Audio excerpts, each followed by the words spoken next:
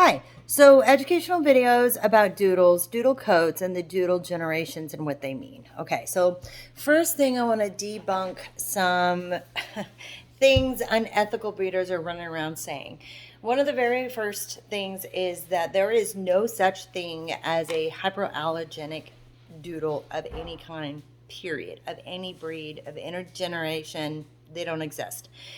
Most people that have a dog allergy, in most cases, aren't actually allergic to the dog, but they're allergic to what the dog's coat brings into the house, like environmental allergies from outside. Sometimes it's the dander. It's not actually the hair, it would be the skin particles coming off the dog. So that's really important to understand. The difference between like a poodle and another breed and why people don't have their allergies is a poodle hair is more like human hair. The skin is more like a human dander skin. It's less like other breeds.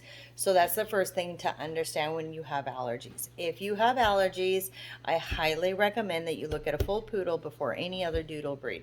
If you're super sensitive, if you think that you're moderately sensitive, you can look at an F1 or an F1B. F1B would be your best solution.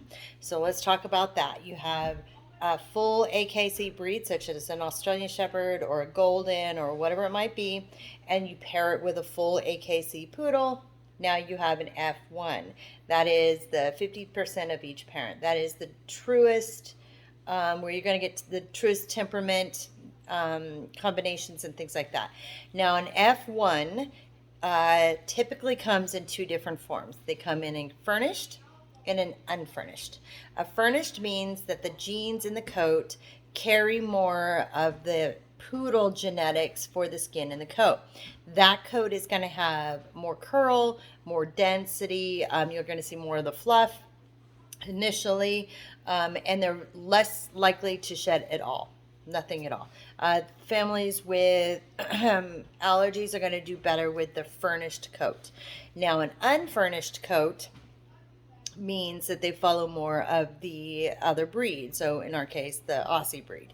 Now, this coat in an Australian Shepherd unfinished will also be fluffy once they hit full adulthood. Now, they go through a funky teenage phase where the coats are growing in. They blow their entire coat as a puppy and then they grow a whole new adult coat. So you do go through more of a shedding process with them. And then once they've grown into their full adult coat, you can still see some minimal shedding, but it's nothing like their full counterparts.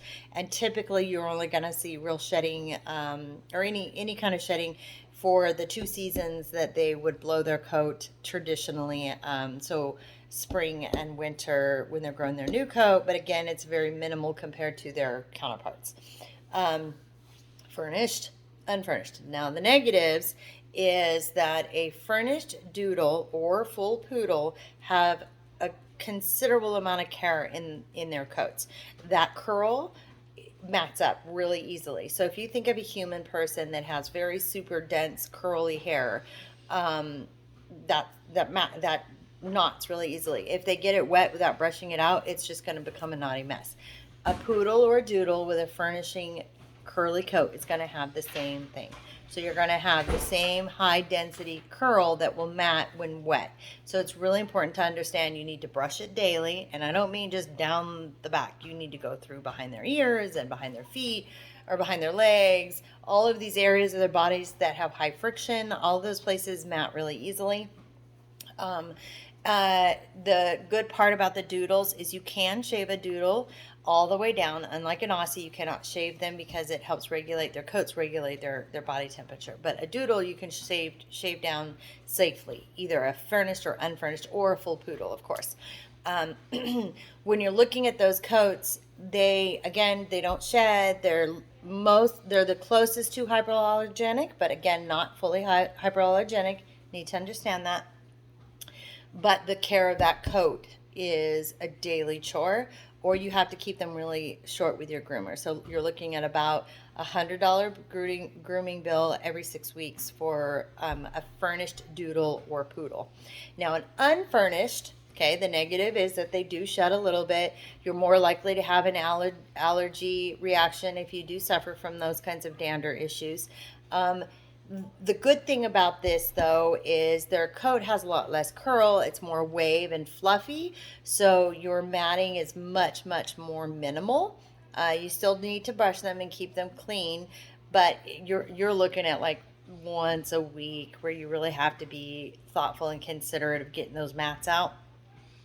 And you're looking at maybe 8 weeks into the groomer, so you're still looking at doing your groomer, and that's because their coats continuously grow, and it will just become this huge ball of mess. So you're going to need to keep it clean and manicured, but an unfurnished F1 Aussie Doodle will still have a fluff. They come out with the hair on their face, so usually when you look at an unfurnished Doodle in another line, you'll see they don't have furnishings on their face. That means their hair around their muzzles are flat.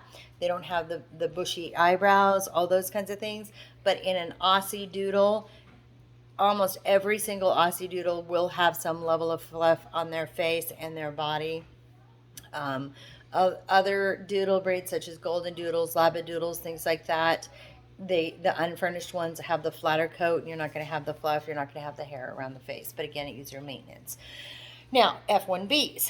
F1Bs is when we take a Aussie Doodle F1, so the 50-50, and you add in another poodle. So that's 75% poodle and 25% Aussie. The good side about these are the closest that you're going to get to hypoallergenic and no shedding.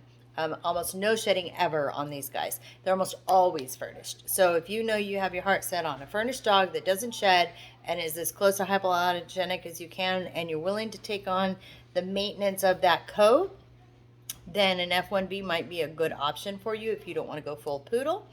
And our program does all of these. So we do the Aussies, we do the F1B Aussie Doodles, we do the F1 Aussie Doodles, F1B Aussie Doodles, and occasionally the full poodles. We do the full poodles about every 2 to 3 years, so we don't do a lot of those, just mental note. All right, if you have any more questions about their coats, there's the basics on our doodles and what we're looking at and how they work. Thank you for your time. I hope you guys are having a good day.